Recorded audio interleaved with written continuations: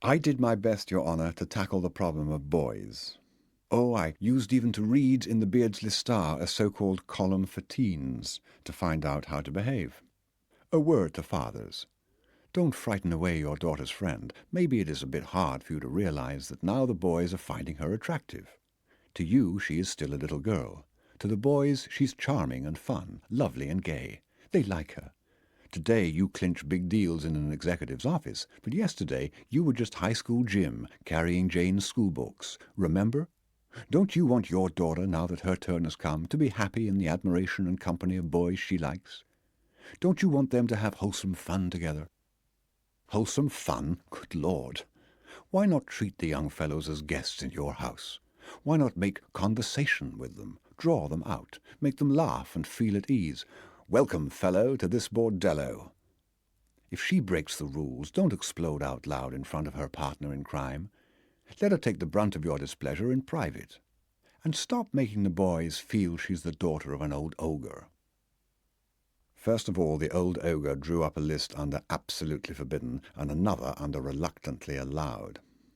Absolutely forbidden were dates, single or double or triple, the next step being, of course, mass orgy.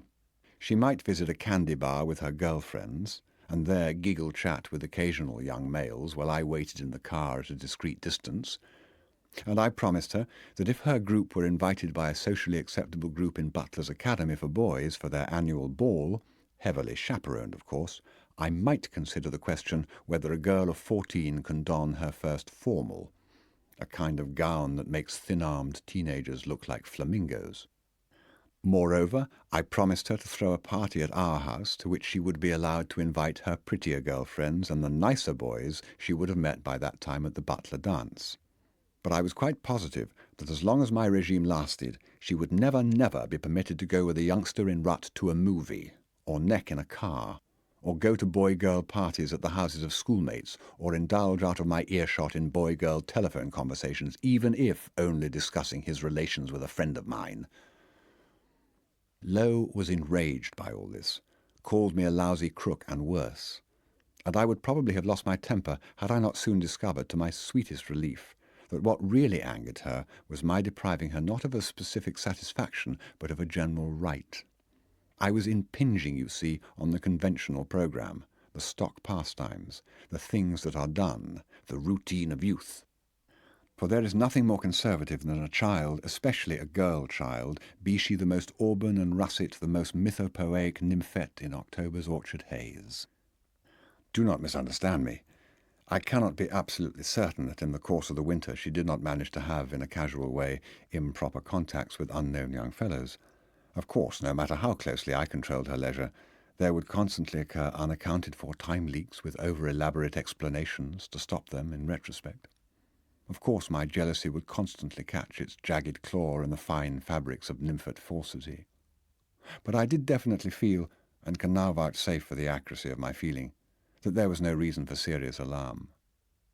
I felt that way, not because I never once discovered any palpable hard young throat to crush among the masculine mutes that flickered somewhere in the background, because it was to me overwhelmingly obvious, a favourite expression with my Aunt Sybil, that all varieties of high school boys, from the perspiring nincompoop whom holding hand thrills to the self-sufficient rapist with pustules in a souped-up car, equally bored my sophisticated young mistress.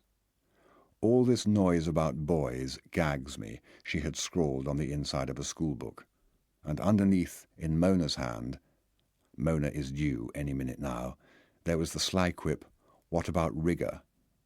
Due too. Faceless, then, are the chappies I happened to see in her company.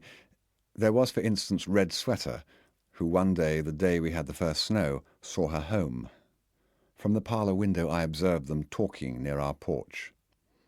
She wore her first cloth coat with a fur collar. There was a small brown cap on my favourite hairdo.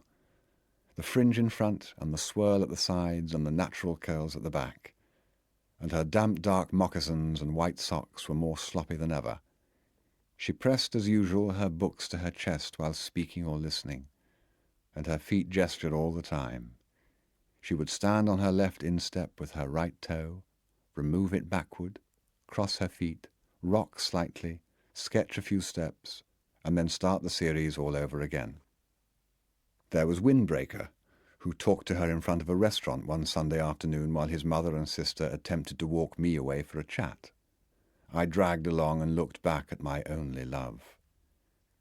She had developed more than one conventional mannerism, such as the polite adolescent way of showing one is literally doubled up by laughter by inclining one's head, and so, as she sensed my call, still feigning helpless merriment, she walked backward a couple of steps and then faced about and walked toward me with a fading smile.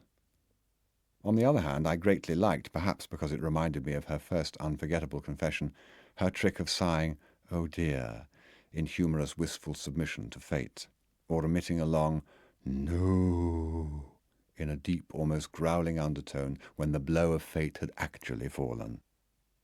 Above all, since we are speaking of movement and youth, I liked to see her spinning up and down Thayer Street on her beautiful young bicycle, rising on the pedals to work on them lustily, then sinking back in a languid posture while the speed wore itself off. And then she would stop at our mailbox and, still astride, would flip through a magazine she found there, and put it back and press her tongue to one side of her upper lip, and push off with her foot and again sprint through pale shade and sun. On the whole, she seemed to me better adapted to her surroundings than I had hoped she would be, when considering my spoiled slave child and the bangles of demeanour she naively affected the winter before in California.